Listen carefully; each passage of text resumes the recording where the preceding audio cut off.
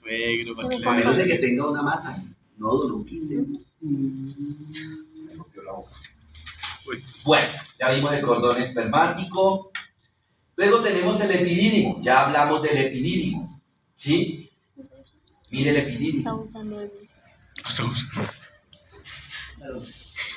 Todavía no. Aquí es la cabeza, el cuerpo, la cola y esto ya es el cordón espermático.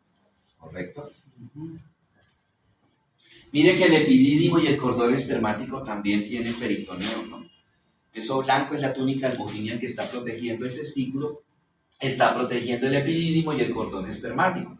Viene desde acá, es la fascia de cola y la fascia de escarpa que viene desde acá en el abdomen. Cuando veamos perineo, vamos a ver eso.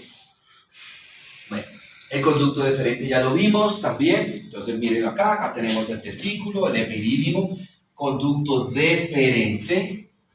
Él entra a la pelvis y termina uniéndose con un conducto de una vesícula que tenemos que se llama la vesícula seminal. Ahorita la vamos a ver. Allá termina, fíjense que es largo el conducto deferente, ¿no?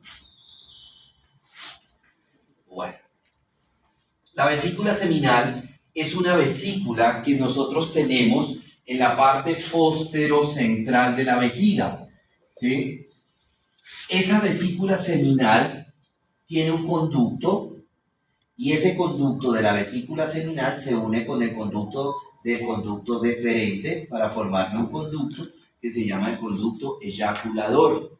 Y ese conducto eyaculador termina a nivel de la uretra prostática en el hombre. Ahí en la uretra prostática es donde se unen las dos vías, la vía urinaria y la vía reproductiva. Anteriormente estaban en el hombre separadas, la vía urinaria, riñón, ureter, ¿sí? Vejiga, uretra. Y en el aparato reproductor, pues lo que hemos venido hablando, testículo, epidídimo, conducto deferente. Y a nivel de la uretra prostática se unen las dos vías, se unifican las dos vías. Eso quiere decir que a partir de la uretra prostática, por la uretra prostática hacia adelante va a pasar tanto orina como semen con espermatozoides. ¿Correcto? Muy bien. Bueno, ¿cuál es la función de la vesícula seminal? Oigan, la función es comenzar a formar el semen. El semen es la parte líquida donde se va a mover el espermatozoide, ¿correcto? Comienza a formar, entonces esa vesícula seminal comienza a liberar, pues además de agua, comienza a liberar una serie de electrolitos, sodio, glucosa, proteínas, ácido hialurónico, factor anticoagulante para evitar que el semen se coagule. Y por ahí, por esas secreciones que va moviéndose el espermatozoide. Oiga, comienza a formar el semen. ¿Listo? O sea que tiene que haber alguien más que continúe formando ese semen, ¿no? Bueno, conducto eyaculador ya lo vimos.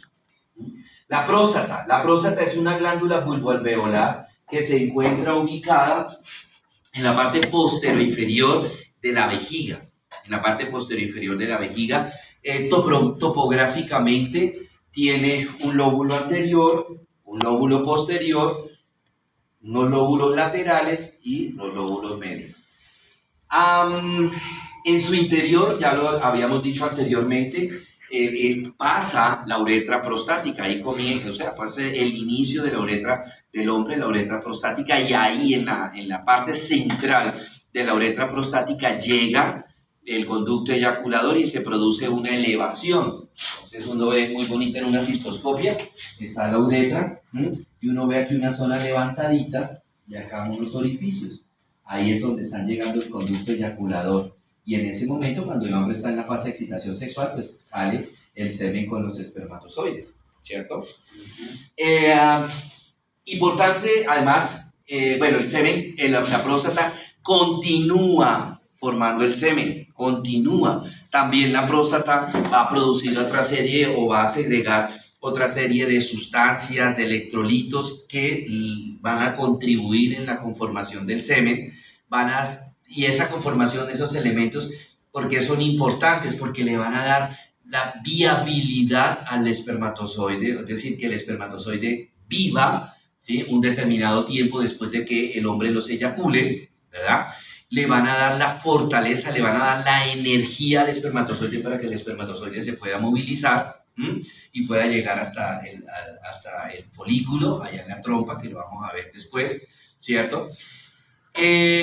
Importante también es el lóbulo posterior. El lóbulo posterior. ¿Por qué? Porque el lóbulo posterior de la próstata es el lóbulo que mayor probabilidad tiene de hipertrofiarse y producir cáncer. Por eso es que es tan importante nosotros los hombres cuando iniciemos nuestro proceso de vigilancia epidemiológica de la próstata, hacer el tacto rectal, ¿sí?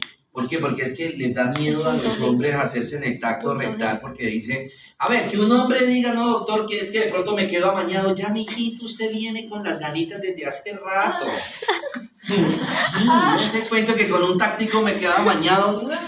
Pero ya se vuelve constante los tactos. Pues sí, pero bueno. ¿Ah? ¿Sí Cada ve? 8 días en el urólogo. ¿Experiencia? Entonces, eso es una falsa concepción, ¿no? Entonces, ¿por qué? Y es peligroso, ¿por qué? Porque cuando a un hombre le está empezando el cáncer de próstata, el antígeno prostático, que es el que se toma en sangre, sale normal. Sale normal. Pero ya los cambios en la constitución de la próstata se empiezan a evidenciar cuando el cáncer está empezando. Por eso hay que hacer las dos cosas, no una sola.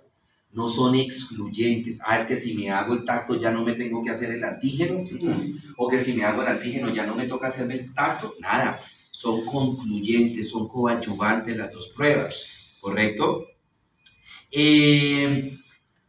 A uno le enseñan en medicina que la consistencia de la próstata, pues para cuando uno ya empieza a hacer los tactos, para saber si está la próstata normal de consistencia o si está alterada la consistencia del lóbulo posterior, es tocarse la punta de la nariz, es la consistencia de la próstata.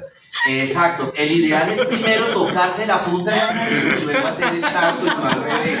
Mira, Javier. Entonces, chicos, se huele. ¿Cómo así? ¿Y desde qué edad es lo que hay que empezar a...? 50. Ay, Uy, ya pasó. Desde los 50. Javier. Él se toca la Él se nariz. hace el autotacto. Entonces, ¿por qué es necesario hacer el tacto? Porque cuando uno hace el tacto, lo que toca es el lóbulo posterior. Y el lóbulo posterior es el que primero se hipertrofia ante un cáncer o ante una hiperplasia benigna de próstata. ¿Sí? Entonces, por eso es que son pruebas Sí, son coadyuvantes, ¿no? Bueno. Entonces, acá tenemos la vejiga, ¿sí? Tenemos la vesícula seminal, conducto deferente, tenemos la próstata. Aquí está el conducto eyaculador desembocando en la uretra prostática. ¿Correcto? Este pedacito que ustedes ven acá es la uretra membranosa, que es la partecita donde a los lados está la vesícula seminal, perdón, las glándulas bulburetrales. Y aquí ya comienza el pene, y esta sería la uretra peneana. Bueno, las glándulas bulburetrales son dos glándulas muy pequeñitas como manera de lentejitas que se encuentran ubicadas al lado y lado de la uretra membranosa. Están ubicadas al lado y lado, pero ellas tienen un conducto y ese conducto termina en la uretra peneana, no en la uretra membranosa. Están las glándulas bulburetrales, topográficamente están al lado y lado de la uretra membranosa, pero el conducto termina drenando en la uretra peneana. La función de las glándulas bulburetrales es producir un líquido que tiene varias funciones. La primera función, en la fase de excitación sexual del hombre, ese líquido comienza a producirse para, primero que todo, lubricar la uretra masculina, neutralizar el pH de la uretra. ¿Por qué? Porque normalmente el pH de la uretra masculina es un pH ácido, o sea, está constantemente pasando ¿qué? Orina, entonces el pH es ácido.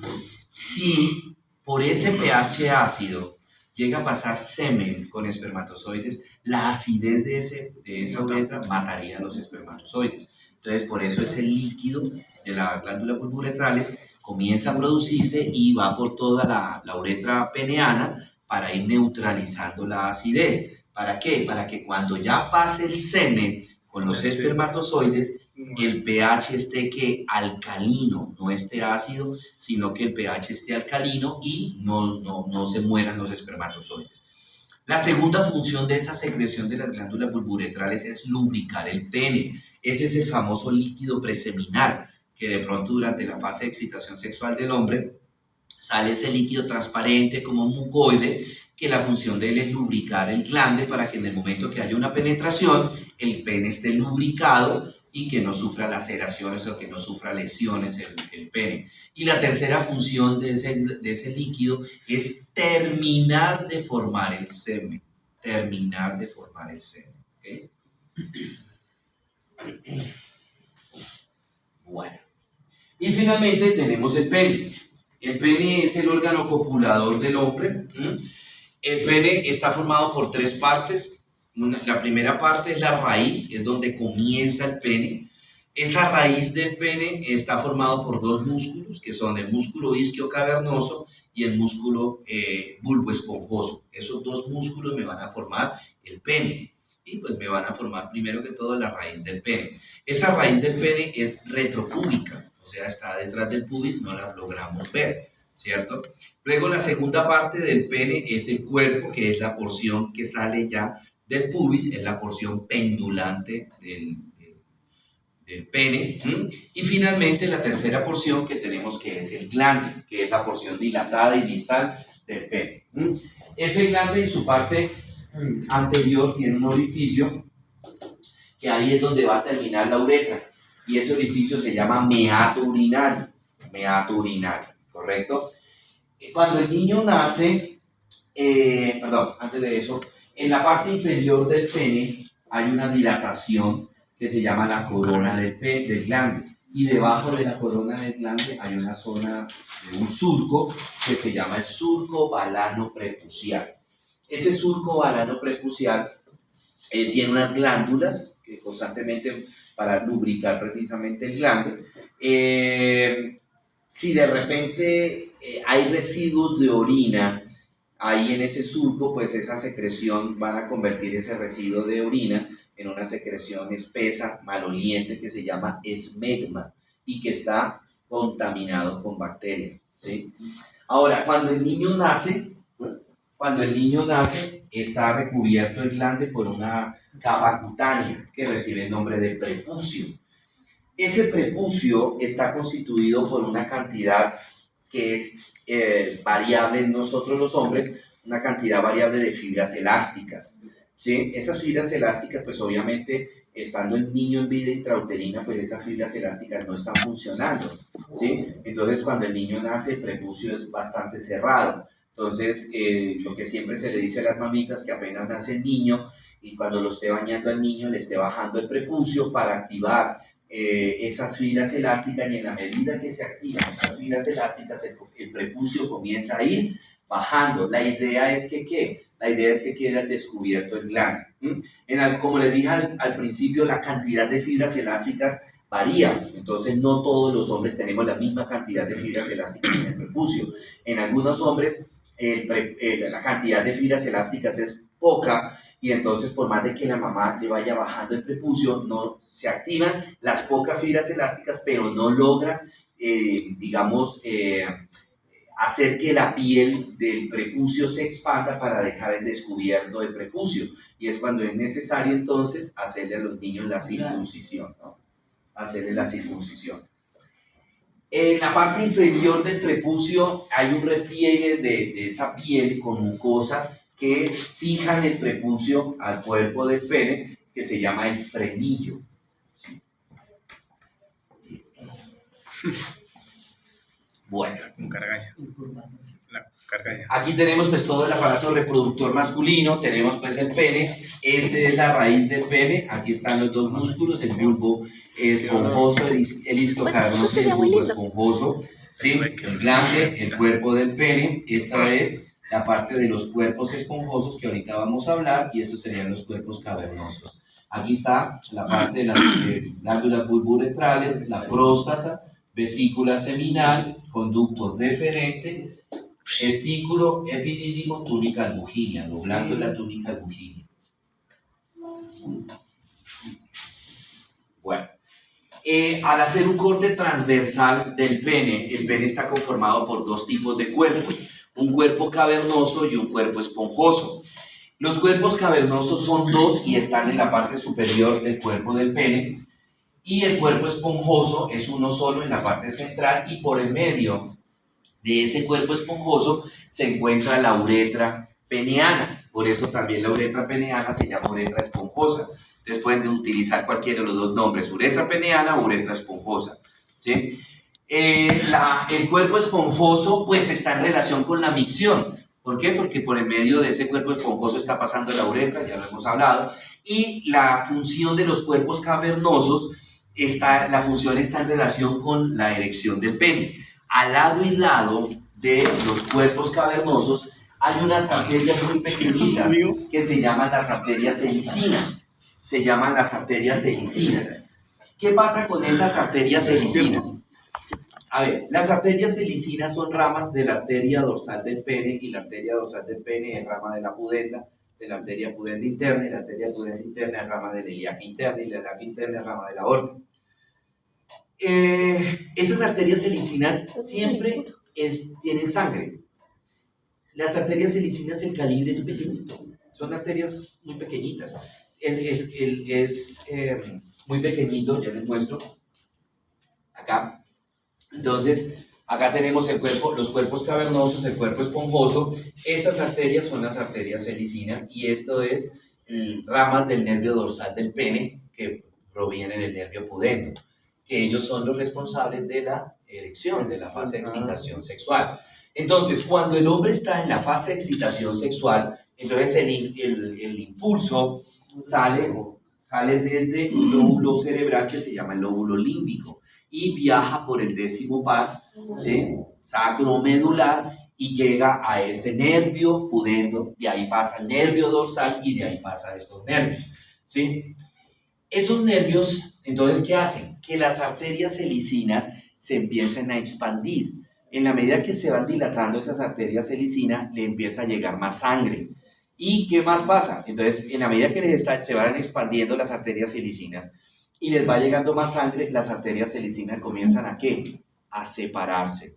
Y en ese momento que las arterias helicinas se van separando, el pene se va erectando. O sea, va aumentando de tamaño, 1. Y 2, los cuerpos cavernosos comienzan a llenarse de sangre. Entonces, eso le confiere al pene la dureza, la rigidez que tiene durante la erección, ¿sí? Entonces, los cuerpos cavernosos son los responsables de la erección.